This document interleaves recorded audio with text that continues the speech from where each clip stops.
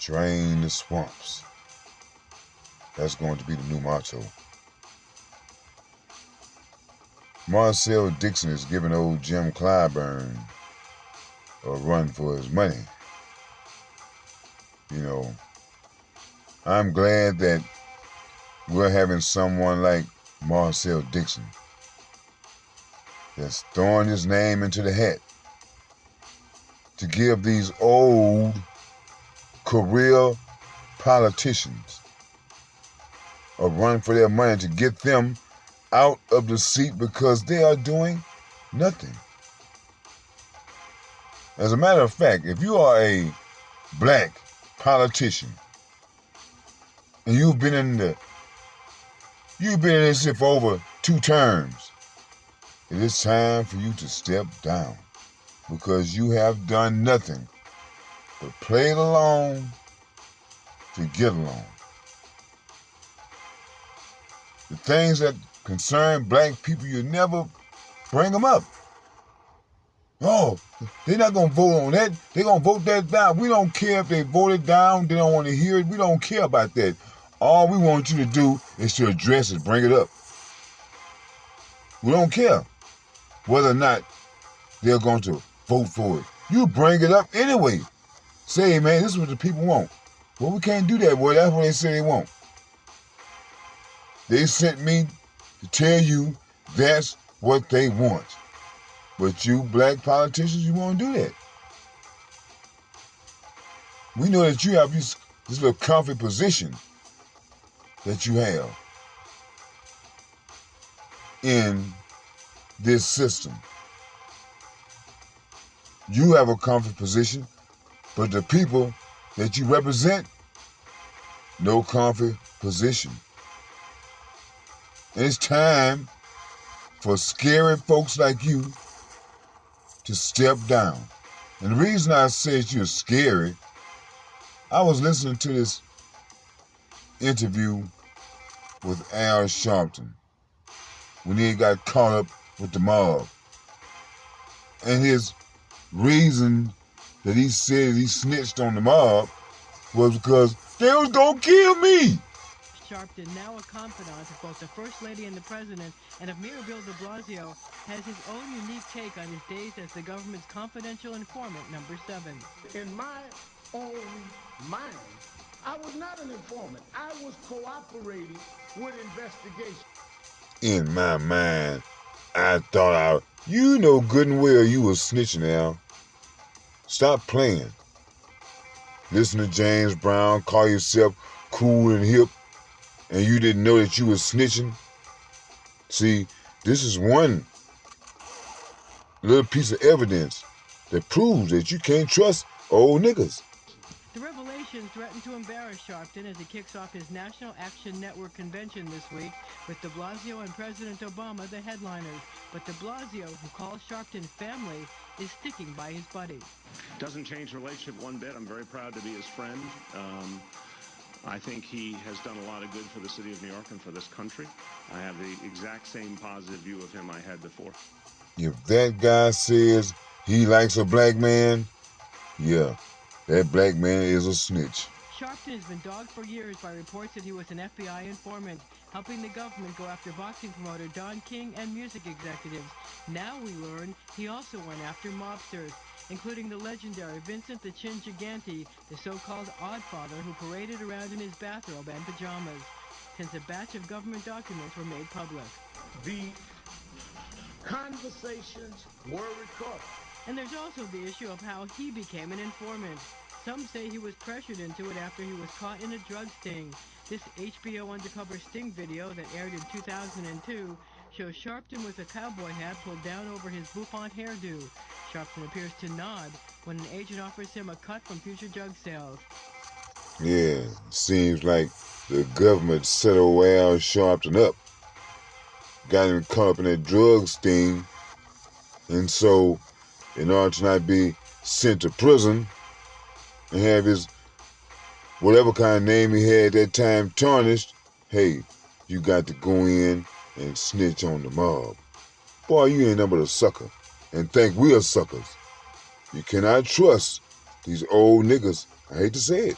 But now Sharpton claims he went to the feds for protection from threats from mob-connected music executives and was asked to rat out the bad guys. They were threatening to kill me.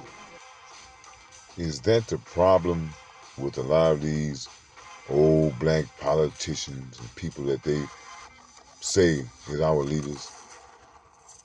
If they have been threatened to be killed if you don't tap dance and bug dance and sell your people out. And while the feds say his information helped bring down guys like Gigante, Sharpton says he didn't know how his information was being used.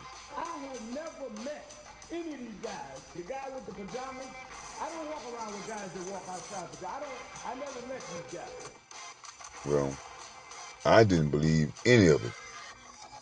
And how can you believe anything that comes out of the mouth of these old politicians? Jim Clyburn says that he's been working on this reparations bill for over 20 years. If you've been working on it for over 20 years, sir, you need to step down. It doesn't take that long to work on that bill. On a bill that no one knows about except for you and Sheila Jackson Lee. You told us to go ask her. We as a people, as a nation, would not be able to move forward with these old niggas. Because maybe at once upon a time in their lives that they had some type of fight in them. But it seems that Father Time has taken the fight out of them. So now they've become comfortable, have a nice little pension, and they don't want you youngsters to mess things up for them. You messing me up now. John got comfortable, got me a nice house, property, and you gonna mess things up for me. Let us work it. No, sir. You working it for yourselves. And I'm hoping that we will get more guys like Marcel Dixon. When Obama was running, I knew Obama was going to win. A lot of people thought that Obama was not going to win. They're not going to elect some black guy. But he was just not any black guy. He was the type of black guy that white guys can trust. In spite of all the things that they were saying about Obama, Obama was their guy. They just wanted you to think that he was not their guy. But I knew Obama was not our guy. Because Obama is not grassroots. Obama is black and his experiences as a black person, but he never experienced a life of a grassroots black person. Obama was raised by white people in Hawaii, Indonesia. This man traveled the world. He's not like the black people in Houston, Dallas, Chicago, California, Bronx. He's not those type of black people. They experience this racism on a daily basis.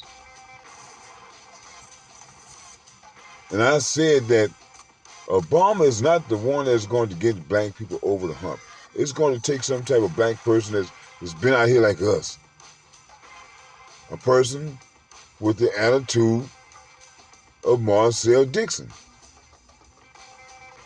And I was just praying that we need more guys like that to get involved in this political game if we are to make any gains as a people. Because we cannot trust the type of black people that get involved in politics. They are too easily to be swayed. Maybe they're scared they're going to get killed if they don't act right. Well, if you're that scared, you need to step down. If you're that cowardly, well, you cannot bring up the issues that are concerning black people, especially reparations. If you are not strong enough to do that, step down. Quit throwing your name into the hat. You are not the person for the job. You just want to look good and have this on your resume that I was a city councilman, I was a congressman, I was a senator, but you done nothing for your people. There should be an asterisk by your name because of the ancestors that died, that actually died for you to live so that one day you can make it a better place for their people. But you haven't done that at all. See, you want to sit back and talk about what you've been working on for the past 20, 30 years. And then you don't really have time to sit down and talk about that. You're always in a rush. Okay, we talk about that another time. And we're tired of being brushed off and pushed to the side. And I heard old Donald Trump say, drain the swamps. And we need to use that slogan, black people, drain the swamps. These black politicians that are not doing their job, okay, you want us to vote so bad, we're going to vote you out.